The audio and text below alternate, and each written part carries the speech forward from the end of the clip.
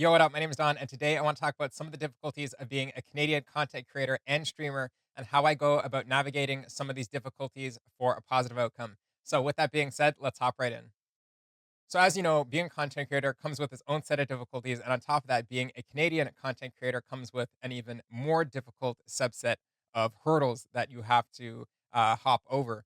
And so, over the last couple of years, in my experience, having dealt with those, I just want to highlight some of those difficulties and how, I've gone about trying to come up with some sort of positive solution, some sort of beneficial solution to me, so that I can remain in the online space. I think that one of the main highlights that I'm going to keep coming back to is the difference between trying to be in this space as a Canadian creator versus trying to be in the content creation space. When I say this space, I do mean the content creation space. So whether that's static video like YouTube or live content like any live streaming platform. And I guess, most of them do both now. Like TikTok does both now, YouTube does both. And you could say that the predominant live streaming platforms also do both, but they don't really feed up their static content, their VOD content in a way that makes you really want to search out and engage for it. Generally, people and seek out their static content on YouTube and or TikTok and or one of the other VOD based first and foremost media websites. So, um, as a Canadian content creator, um, I feel like one of the hurdles is that when you're doing this full time, obviously you have to think about money. You have to think about keeping the lights on at the end of the day. You have to think about food on the table at the end of the day. So, you can go all in the streaming route, which I've talked about before, which is, kind of trying to build an audience and we can talk about all the ways about how to build an audience, but basically you're trying to get an audience to support you financially in some sense, right? And provide them entertainment as the trade-off. Now, because people's lives change and all that, you cannot forever, even if you're in a good spot with monthly subs in the live setting, you're having your monthly income met that way, or your monthly minimums met that way. It's not going to stay steady forever. It's a very volatile cash flow, and you know it's something that you're going to want to branch out from to build yourself a more secure net per se. Obviously, you this is the whole idea of security is something that is just it goes with the territory when you are chasing after. I shouldn't say chasing after, when you work a 9 to 5. It just goes with the territory, right? You are secure, you have a job.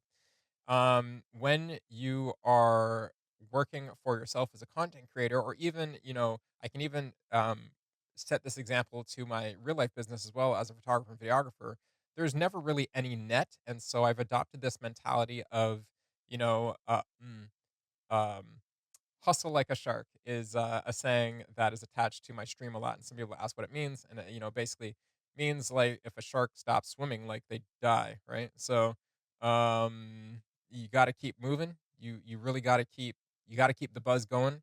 You got to be your own propeller. You got to be your own, number one fan, boy or girl. You got to be your number one fan. You got to be um the worker and the motivator and the inspiration. You got to be everything. And so um I feel like you have to do these things even more so as a Canadian. And I say that because I'm not trying to make it woe is me.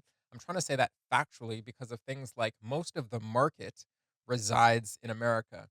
I've had some conversations lately with some people within my community, some acquaintances with my community and friends and such, that they weren't even aware that the population of California, just a couple of years ago, was over the entire population of Canada, and now the population numbers are more so like, California, I think, is approaching 340 million. Um, sorry, I misspoke. Sorry, I misspoke. The population of California right now, let's just type it in, just so we don't misquote anything. California population 2024 is 39 million. That's what I was saying. The population of the entire states trounces the population of Canada, but the population of California itself um, did surpass Canada, and now I think the demographics is much closer. I believe Canada is has surpassed 40 million, whereas according to a little statistic here, which is on many demographic websites, um, California in 2024, as of January 1st, 2024, is coming in at 39.1 million. So regardless, all of Canada in California, basically. When you consider that, like, I don't know how many people actually think about that statistic, but that affects businesses across the whole spectrum. And when it comes to certain subsects of um, business, such as um, you know the entertainment business, a lot of these companies reside in the states. A lot of these companies, even when it trickles down from the big, huge, Fortune 500 companies all the way down to the smaller companies that will work with content creators on things as small as UGC, which is user generated content for things like advertisements and marketing, and um, things like when it comes to TikTok, the opportunities that are offered by a platform. For example, um, on TikTok, there is all sorts of creator funds that I think the one called the TikTok Creator Fund. I'm not sure exactly what the name of it is, but there's a maybe it's the TikTok Creator Program. It is based in the states only. It is a program where you are able to make money off of how many views you get on your videos. This is available in the states only, and things like this are detrimental to Canadians trying to make it in the space. And trust me, I've felt, and I know a lot of other Canadians feel the pain of that, because while we may make good content, like I have a video on TikTok that, I'm not kidding you, has millions of views and over 100,000 likes. So I do have a video that's gone viral on there, but there's nothing I can do with it. Nothing. It's just nothing. There's no. I can't really. It's just. It's at this point, if I was living in the States, that video would enable me to make money. That video and videos like that, and once I have because there's certain programs that are attached to a certain number of followers that you have, I'd be able to produce more of an income for myself. So while the doors are closed in the example of TikTok, in the specific example, Canadians have to, I feel like, sort of scratch and scrounge for opportunities. Now, I'm talking as someone who thankfully has three sponsors now. I work with three companies, and um, the number one thing I always ask when it comes to working with these companies is, do you work with Canadians? And you know, obviously, all of them have said yes. Like, it doesn't matter whether you're in the States or Canada, but this becomes difficult because you know because I live in Canada and I may have Canadian viewers that interact with my content, whether it's my live content or my static content, I can't include them in giveaways most of the times. Even though, just like when it comes to the TikTok example, like, I don't understand why a business opportunity available in the States wouldn't be available in Canada. We're literally like, hi, we're your, first world neighbors. I just I don't understand. And when it comes to your viewers, now it's like I'm trying to market a product that, in a time in the real world where the Canadian dollar has never been worse, it's hard to even get your Canadian viewers to be interested in opportunities that, while they are great for me, they're not great for my immediate viewership amongst my, like, Canadian neighbors. You know what I mean? So it it feels like you, as a Canadian, start to operate in channels, like, you want to attract an American audience. You want to work with American companies. Um, you know, and not only that, whether it's YouTube, or whether it's, well, I shouldn't say YouTube because they pay you out in your local dollar, but whether it is streaming, or it is working with a brand, they're going to pay, like for UGC, they're going to pay you out in US dollars, which again because the dollar is so bad here, this is one way that Canadians, when you do get those opportunities, can flip the script on its head because now you're going to be getting whatever amount that US dollar is. Like, say it's 100 US dollars, that's literally like 130 Canadian dollars. Like, it's absolutely ridiculous. When it comes to the sponsorship opportunities as well on websites like Lurkit and or Stream Elements, the sponsored campaigns, they also pay in US dollars. So if a campaign says, or if I tell my viewers a campaign says, you buy a $5 pack in game and I get 40 bucks, my American viewers go, "Oh, you get 40 bucks, that's cool." No, dude, I get like almost $70, like, for you spending the $5 that's supposed to, pay me the four. The whole business thing happens in US dollars. So all of this leads into talent leak. Like, there's a lot of Canadians that just want to move to America, and I felt for the last couple of years that I've wanted to move to America too, because I just don't. If I want to remain in this space, or if I want to get opportunity in this space, I just don't see whether I'm at this level down here or I'm at this level up here. I do not see, you know, why I wouldn't be in America, where all of my sponsors are, where most of my audience is, and where most of the opportunity is. And, when I bring up the idea of opportunity, opportunity comes, in my mind, opportunity comes from two things mainly. It's due to the massive population difference between Canada. We have 40 million people spread across, all whatever 9, 10. I don't even know how many there are, whatever bunch of our provinces, right?